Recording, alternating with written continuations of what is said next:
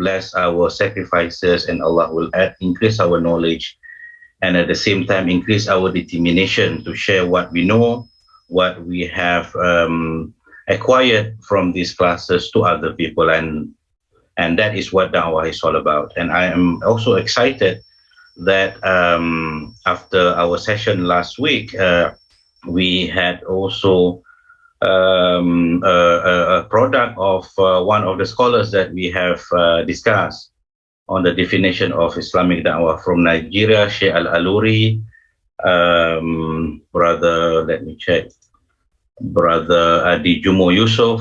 I am proudly Nigerian and the product of Sheikh Adam Abdullah Al-Aluri. We make dua that we are going to benefit a lot more from these giants of da'wah, inshallah. And also, I think if I can go quickly, there was a question from Sister Jamalia Jamil on how to explain about God to in a simple manner, probably to children. Many scholars are with us this morning will have more experiences in dealing, or maybe you have written materials on how to explain about God, Allah in Islam to children without using too sophisticated argument. If I may suggest, we go back to Quran and look in Surah Al-An'am, verse 75 up to 83, how Prophet Ibrahim, Khalilullah, teach us actually on how we can further understand about God. And probably Sister Jamalah and to others, we may also apply what was suggested to us by Prophet Ibrahim himself, recorded in the Quran, to our mad'u, who are mostly, according to your questions, children, without having to go into a very deep and sophisticated or even complicated description about God. And let me recall on what we have discussed in our first module last week. Basically, we have been addressing about what da'wah, the question of what that we have covered last week. And then after we have presented several definitions on what da'wah is, we come into a conclusion that da'wah can be understood in a very simple process, which include 3 steps. Number 1, to let people know about Islam. When they know, we hope that the mad'u, the recipient of da'wah, will accept our call. And when they accept, especially in the case of a revert, our new brothers and sisters, I think that is just a beginning for us to practice Islam together with the new Muslim, the reverts, because to many new Muslims, to have the Shahada is a struggle, and to practice Islam is another struggle. That is why the definition or the steps in doing da'wah involve 3 important steps. Number 1, to let people know, to accept, and then to practice Islam, inshallah, together. And then on the second part of our discussion last week, we highlighted the components of da'wah when we discuss about da'wah, what involved in the discussion. And then we have presented 4 components, namely, number 1, the content. What is the content? The content is obviously about our religion. Islam is about sharing what we know about our religion with other people, as simple as that. And then the second one, we also highlighted the second component, which is the call, or in Arabic, the mad'u, the recipient of da'wah. The third component is the caller, the one who are going to deliver, da'i or du'at in plural. And the last one, the methods, manhaj. How are we going to deliver? So inshallah, this week we are going to look into the question of why. Why we do da'wah, or why we have to do da'wah as a Muslim. Allow me, brothers and sisters, to share my slide. I hope you can see my slide. Right. Okay. So this is our module number 2. Right. Objective of Islamic Dawah. Today we are going to talk about why we do Dawah, what are the objectives of Islamic Dawah, and then why Dawah is so significant, why Dawah is so important, and why each and every one of us must get involved actively in the work of Dawah within our capacity and wherever we are. Number one, to make sure man knows his purpose of life. This is what the first objective. Why we do da'wah? Because when we do da'wah, when we share what we know about Islam, we are going to share about Islam. And what is important in Islam is to explain to the recipient of our call why we are here. What is the purpose of our creation? And obviously, when we talk about the reasons of our creation, we will always refer to this Quranic verse, which you can see on your screen in Surah Al-Dhariyat. بعد أعوذ بالله من الشيطان الرجيم وما خلقت الجن والإنس إلا ليعبدون. I have not created, I have only created jinns and men that they may serve me. The reasons of creation in Islam, in our Islamic worldview, why we are here to serve God, to do ibadah. And the understanding of ibadah in Islam is comprehensive. It is not only the ibadah, the rituals that we are performing in the houses of worship, in the mosque, surah, musalla, and the like. But in Islam, ibadah is all daily activities that we do, all good daily activities that we do, and we start with the intention lillahi ta'ala. This understanding is important. Why? Because some Muslims, especially non-practicing Muslim, why they do not practice? They are Muslim, alhamdulillah. Some of them, they are born Muslim. Unfortunately, they don't practice. Why they don't practice? It could be probably they don't understand why they are becoming Muslim. They are born Muslim, alhamdulillah, but probably, unfortunately, they are unable to get the opportunity to be told, to be taught properly why we are here, and the full understanding of Islamic worldview. If you can look at a revisit to a simple understanding of why we have to do ibadah. We have to go back to the Muslim worldview, the whole process of creation, the question of cosmology, from where we come from, what happened before we are here in this world, and where we are now in this world. Is this a permanent abode for us? Is this a permanent place? In the Islamic worldview, which is not, because we are going to the next world. So basically, this is the worldview which is important for us to have the understanding and share with the mad'u, share with the recipient of our call. The first on the extreme left is the first process of creation when we were in the womb of our mother. And then in the middle is here, we are in this world. And the last point of no return, obviously, in the Islamic worldview, the life is not a cycle like some other religions. It is a linear from one end to another and to the last. We are not coming back to this world, obviously. We can look at the explanation of each phase. We have 3 phases in our life. The first phase, when we were in the womb of our mother, what happened? When the ruh is given to the body in the womb of our mother, there was an agreement between the soul and God. What was the agreement? This is the agreement in Surah Al-A'raf, verse number 172. وَإِذْ أَخَذَ رَبُّكَ مِنْ بَنِي آدَمَ مِنْ ظُهُورِهِمْ ذُرِّيَّتَهُمْ وَأَشْهَدَهُمْ عَلَى أَنفُسِهِمْ أَلَسْتُ بِرَبِّكُمْ قَالُوا بَلَى شَهِدْنَا أَن تَقُولُوا يَوْمَ الْقِيَامَةِ إِنَّا كُنَّا عَنْ هَذَا غَافِلِينَ. In other words, I think we have addressed this issue on fitrah, why in Islam we consider all newborn babies, all those who are born in this world, human beings, are born in fitrah, because of what was happening during when we were in the womb of our mother, the agreement between God and the soul, the confirmation of the soul that God is one, Allah is one.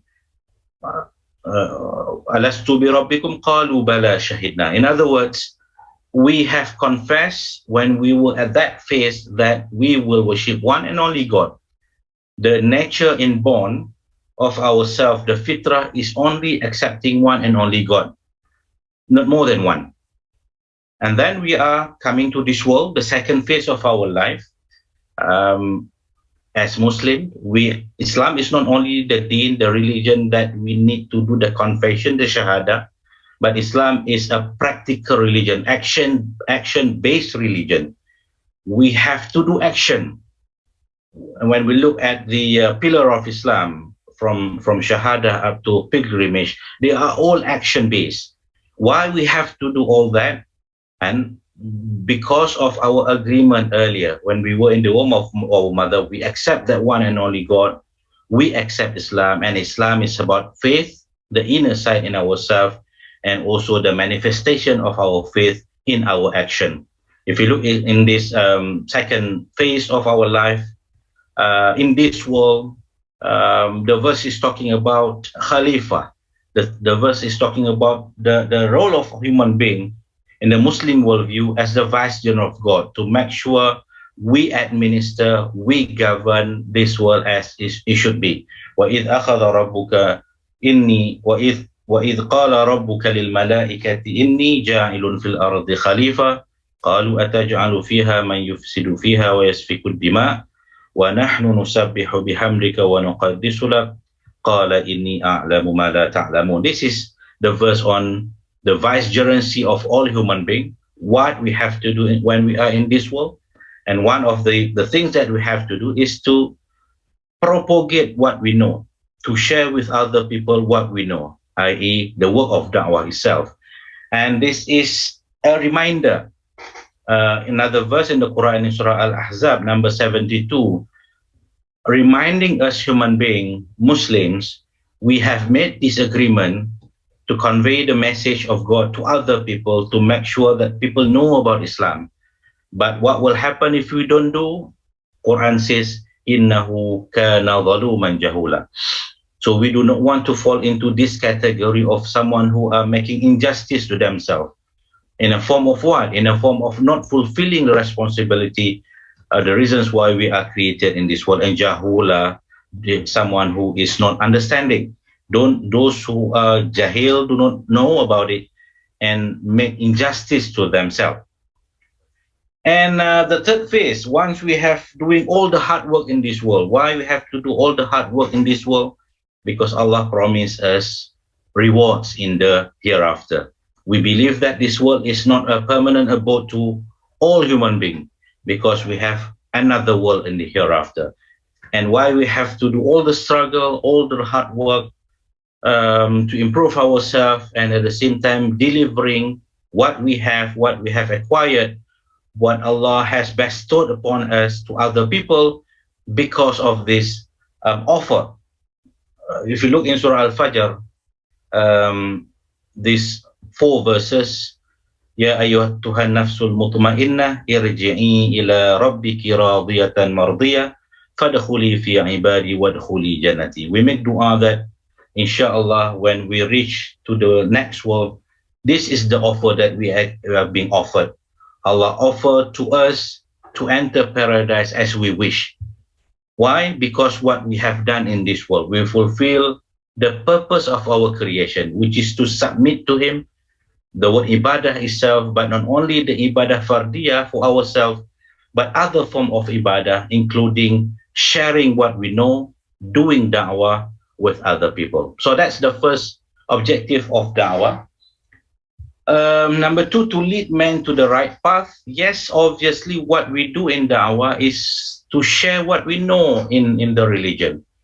And one of the knowledge that we have acquired, if you are all born Muslims, how long we have been living in this world, and I'm very sure in the entire life experiences that we are in up to this point, we have acquired a lot of knowledge about Islam. And among the knowledge that we know from the Quran, from the Hadith, is about um, there are people who are following being a practicing Muslim, and there are people who are not.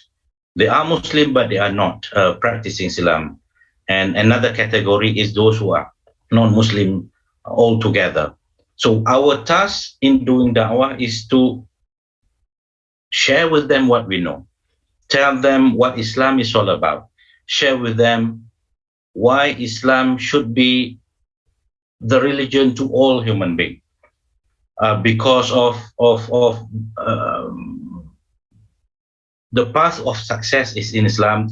To gain the pleasure of Allah is another important reason why Islam is important to all of them, to bring out men out of the darkness to the light of Iman, which is described in Surah Al-Ma'idah.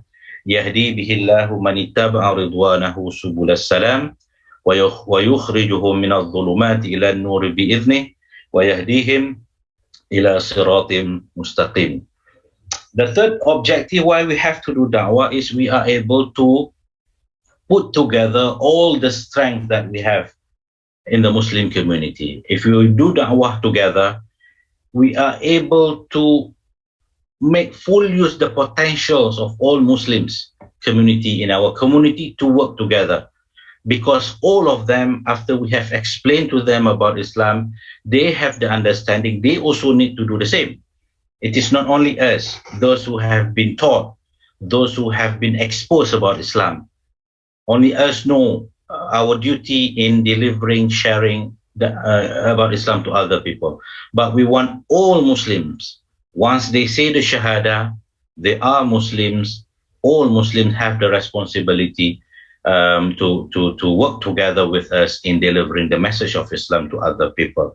So the third objective of Islamic Dawah is to empower Muslims with all available knowledge, including the power of Aqidah. We want to empower them. We want them to become knowledgeable about Islam, not becoming Islam by birth only, but they know very little or to a certain extent nothing. Why they are Muslims? Why they should be thankful to Allah. They are born Muslim, and what they are supposed to do as a Muslim. So we can look at this verse: وَأَعِدُّوا لَهُمَا اسْتَطَعْتُم مِّن قُوَّةٍ وَمِن رِّبَاطِ الْخَيْلِ تُرْهِبُونَ بِهِ عَدُوَّ اللَّهِ وَعَدُوَّكُمْ وَآخَرِينَ مِن دُونِهِمْ لَا تَعْلَمُونَهُمُ اللَّهُ يَعْلَمُهُمْ وَمَا تُنفِقُوا مِن شَيْءٍ فِي سَبِيلِ اللَّهِ يُوَفَّ إِلَيْكُمْ وَأَنتُمْ لَا تُظْلَمُونَ.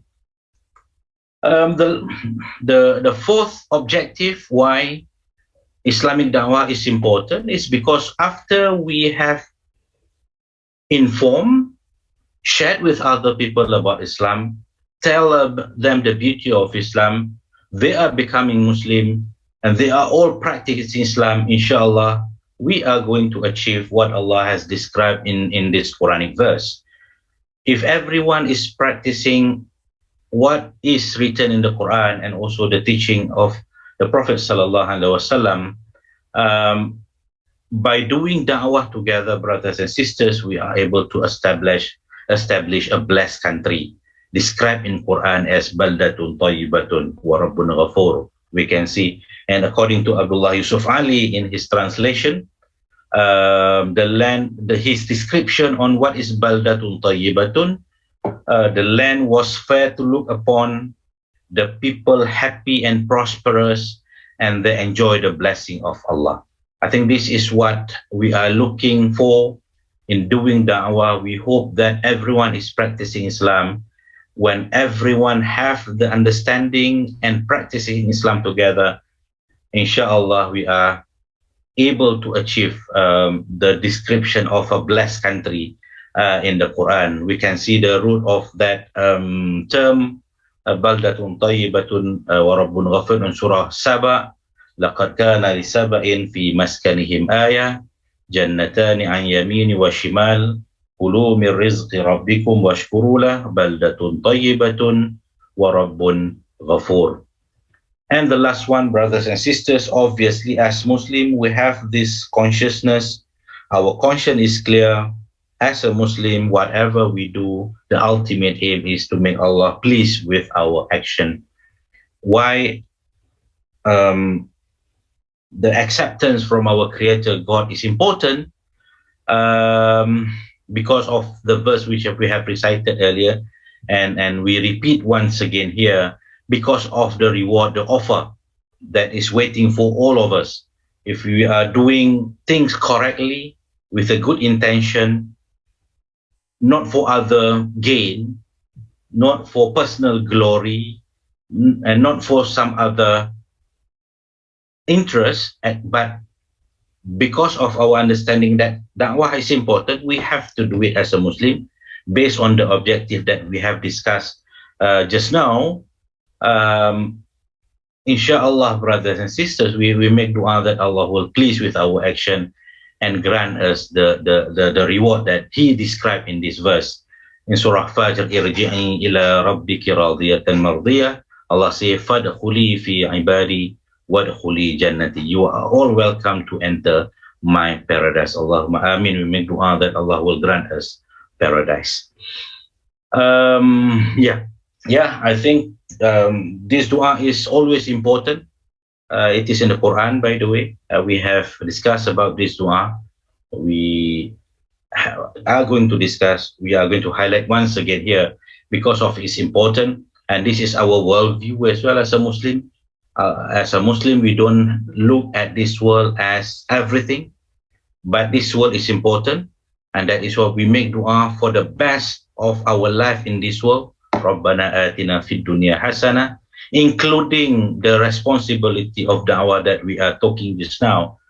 We make dua that Allah will make our task easy in delivering our responsibility to the intended mad'u recipient of da'wah.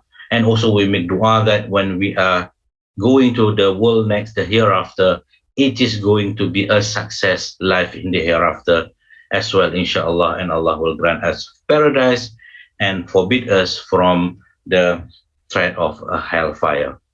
The second part of our discussion today on why da'wah is significant, why da'wah is important. Number one, Allah Himself prescribed on da'wah.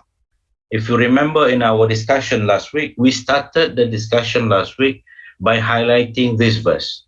And as I have shared with everyone, this verse is the core of da'wah responsibility in Quran. That is why we are going to keep on repeating and highlighting the importance of this verse, which inshallah we make dua, it will become a guide for us in our da'wah work now and in the future. The first, why da'wah is so significant, because Allah Himself asked us to do da'wah. In Surah An-Nahl, verse number 125, وَأَعُوذُ بِاللَّهِ مِنَ الشَّيْطَانِ الرَّجِيمِ وَادْعُ إِلَى سَبِيلِ رَبِّكَ بِالْحِكْمَةِ وَالْمَوْعِظَةِ الْحَسَنَةِ وَجَادِلْهُمْ بِالَّتِي هِيَ أَحْسَنُ إِنَّ رَبَّكَ هُوَ أَعْلَمُ بِمَنْ ضَلَّ عَنْ سَبِيلِهِ وَهُوَ أَعْلَمُ بِالْمُهْتَدِينَ. And I have encouraged all participants, if you are still not memorizing this verse, it would be good if we can start memorizing and have this verse in ourselves, in our memorization, and perhaps we can, not only for the benefit of our da'wah work, we can also recite in our prayers, inshallah, because this verse talking directly, telling us directly about the responsibility of doing da'wah. The word ud'u is about telling the Muslim, all Muslim do da'wah, ila sabili rabbika, and then it describes on the methodology of da'wah in that verse, which we'll discuss inshallah in week 4 in our discussion. Then why it is significant, number 2, when we have explained Islam, when we have made an effort, when each and every Muslim do their bit, contribute in explaining Islam to other people, the non-practicing and also the non-Muslim, inshallah, they will understand that. That is why it is important for all of us, the practicing Muslim, to start talking and engaging. If you don't start, if you have not started engaging and talking about Islam to the intended recipient, the mad'u, either the non-practicing Muslim or the non-Muslim. Why? My understanding on why Islamophobia becoming a thing, still a threat to Islam and the Muslim, especially in the Western world, is because they don't get a correct information about Islam from the practicing Muslim. They don't get proper understanding, the correct understanding.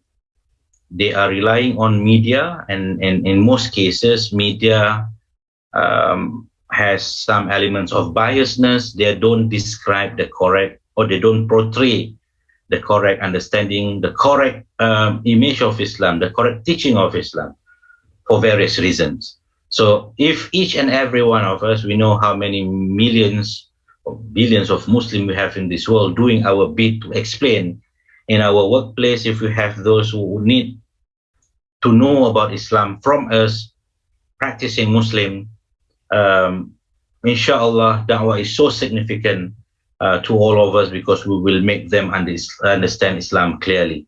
Why it is important for us? Because I would assume each and every one of us are all practicing Muslim, and they will trust us more than those who are not practicing Islam, explaining to them.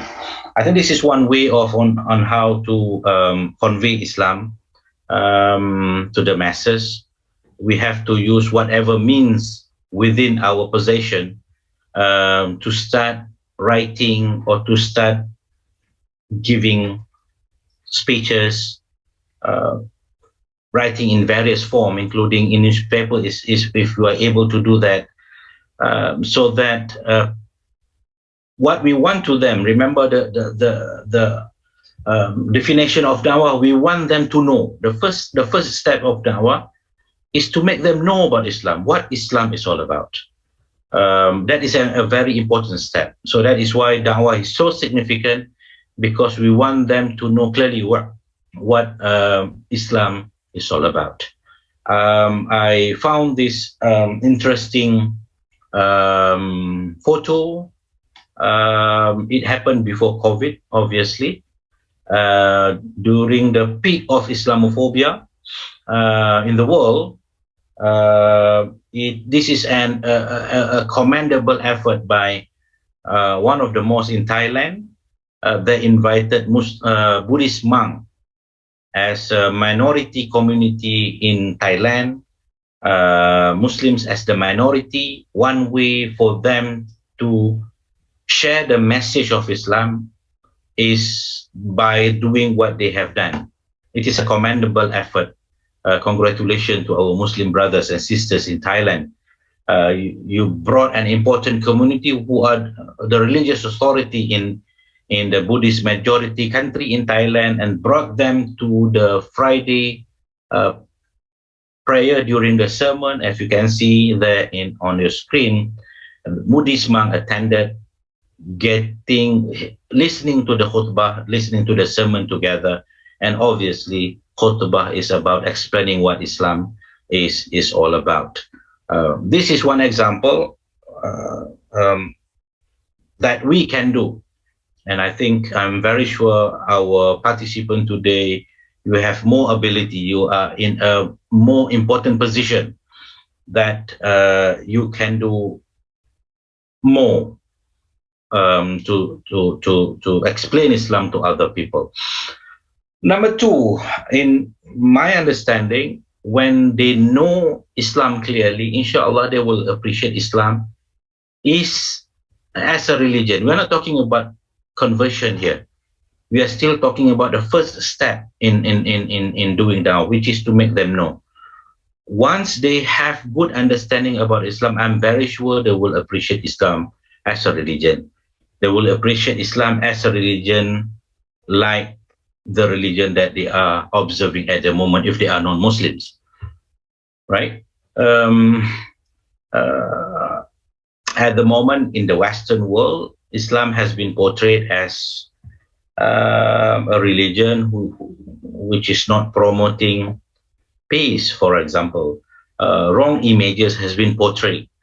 So when we do da'wah work, I think our brothers and sisters who are following us now and who are now residing in the Western hemisphere, in the UK, in the United States of America, I think you can relate more to what I have said here.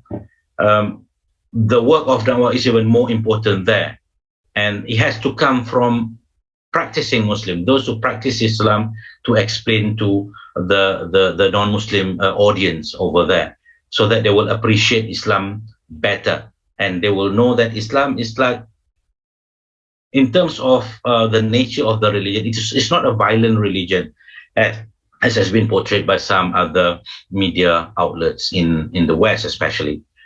Oh yes, courtesy costs nothing but buys everything. I think this is da'wah by example, through our character. I think we have to reach out to them, explain Islam to them, and inshallah, we can buy their understanding, trust, and inshallah, who knows, Allah knows best.